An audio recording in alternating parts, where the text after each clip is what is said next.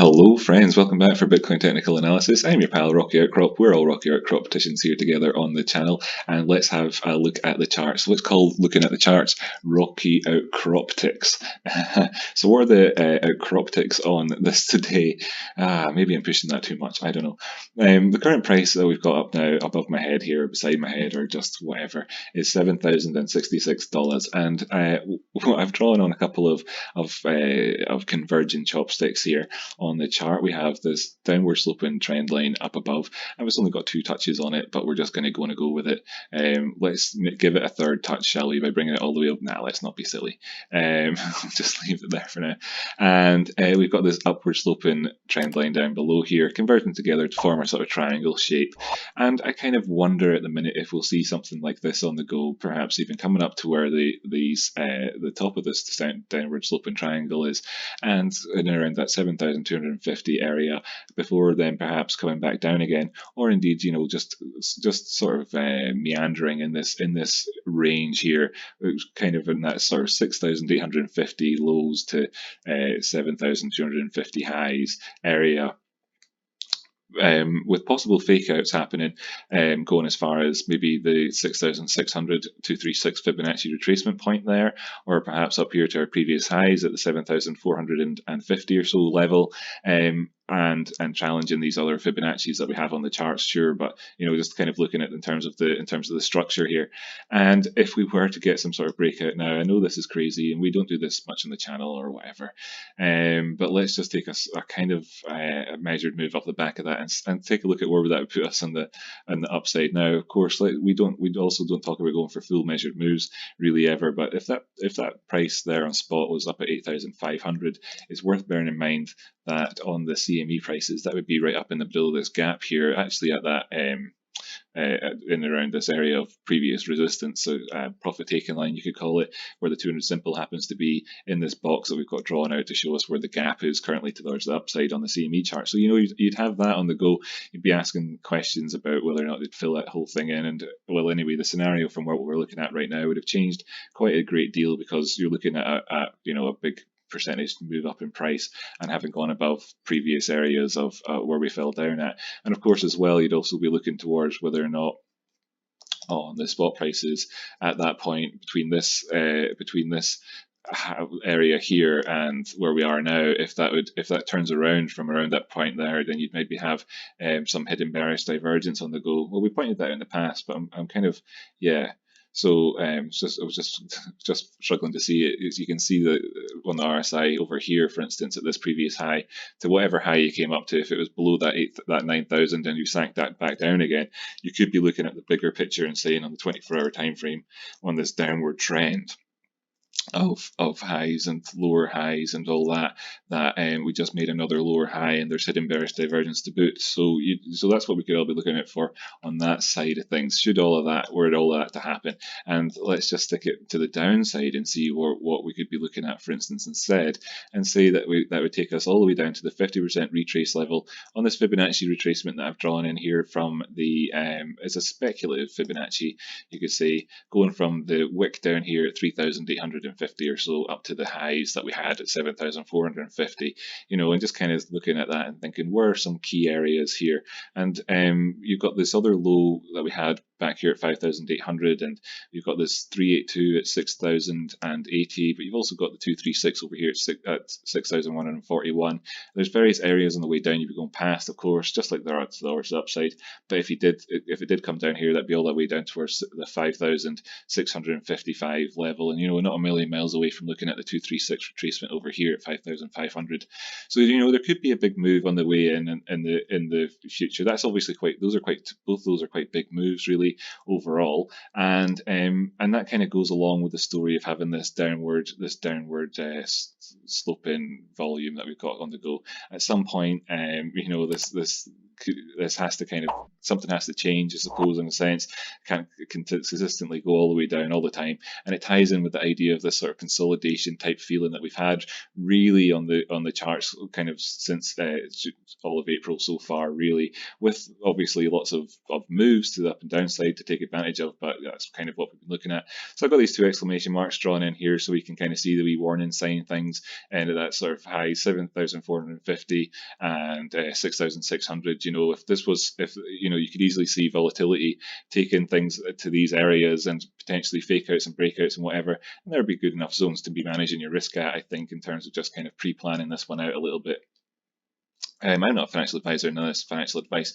So just kind of then going back down to kind of where we are now, close this tab off again, sorry about that. So far what we've seen is we've come back above the 21 on the daily. That's this yellow line here, the 21 EMA, and we were supported by the 50 simple moving average here on the daily as well, down at the bottom of that sort of where that slope and trend line's now coming in at that we're drawing on today. So that's been positive and is good to see. However, of course, we've got this consolidation type area on the go. Let's take a look down to the 4-hour and see how things panned out ever since we came in here with this higher high, which was slightly divergent. We came down here to sit in this low, and we've come up. So we want to see in terms of the 4-hour charts coming up and trying to get above that line, maybe even having a little fake out or whatever, just to give you this 4-hour trend. If you were I'm conflating two things by saying have a fake out or whatever. This is just speculative, this line as it stands. And we'd be looking up towards here and saying, look, here we're breaking up above, so to speak, that speculative line. But if we put in a high on the 4-hour time frame, and have we got divergence there at the minute on that, if that were to happen? Well, if this were to become an overall upward trend, and you're looking at the lows here, just in terms of hidden bullish, just first off, then this low here and this low here, that's kind of the same. It's a bit lower over here in the RSI, is it? It's just a bit the same. So I've got this sort of class B. You've got this sort of class B and full on hidden bullish divergence on the 4-hour time frame. If you like the sound of that, but then looking towards the tops so we've got this high and this high.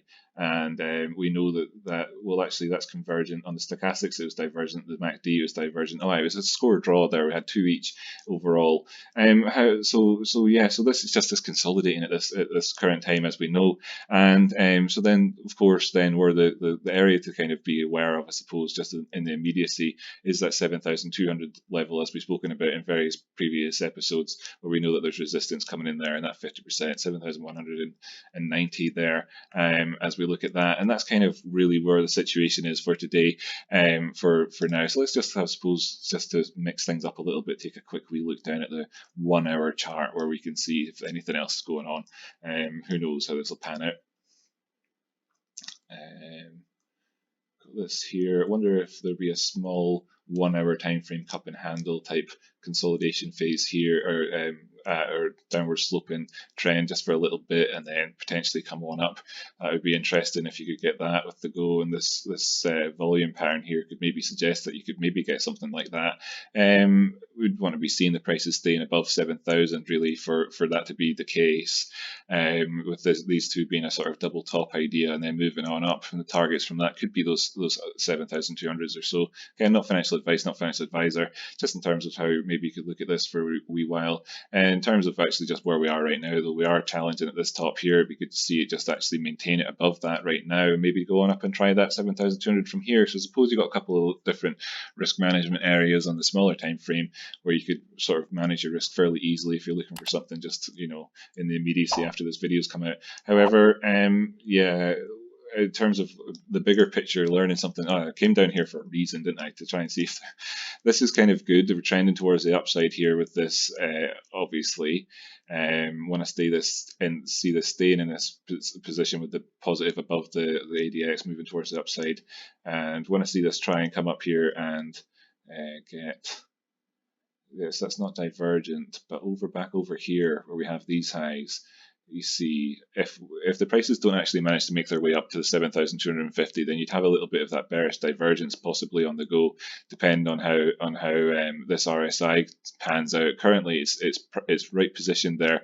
If it wants to go on any higher, to be able to have, to give us the possibility of having a bit of bearish divergence. If you're to kind of look at this as being the previous low, and this being the high, and this being the low, and where we are right now in that in between point, if we come up and sit in a lower one, anywhere in this area, you could potentially have that hidden bearish divergence. Not hidden bearish, just bearish divergence between the previous highs, getting higher highs in the RSI but lower highs in the price. That is, as we see here. But yeah, so that's something to be aware of, and I suppose that'll wrap us up for today. It's been kind of fun, and thank you so much for tuning in. I put up a video to say sort of welcome to the channel to new people who haven't subscribed, and one if you hit the subscribe button that's on YouTube pages to say welcome. They're both a bit rough and ready, I suppose, but it's kind of how the episodes have been here, and I really do appreciate everybody joining in and growing the family as we look towards the future here. So I really appreciate it. Just want to say a big thanks to everybody so far who's ever hit like and subscribe and share or anything like that. So and as well to say thanks if you've got a friend out there you think you'd like the video, share it with them, because a friend of yours is a friend of mine. So yeah, I hope you have a really good day today, and stay safe trading out there, and be aware, of course, that the world still remains rather screwed as well. We have to remember this, look at the bigger picture. I haven't looked at other things, I suppose, just for the last 5 seconds for people who've made it past me saying bye, because you know how it is. I just like to that. Let's have a quick look and see how things have been shaping up just today. Wait, have the actually markets opened? Yeah, they have. Okay. I'm in the UK. For Americans out there who are wondering, just have to check the time. So how are we doing here? So we're above the 21 on the daily. This sort of wedge thing still seems to be in a possibility here. That's not great. These have got a good chance of breaking down the way. So not great. We've got this death cross here, of course.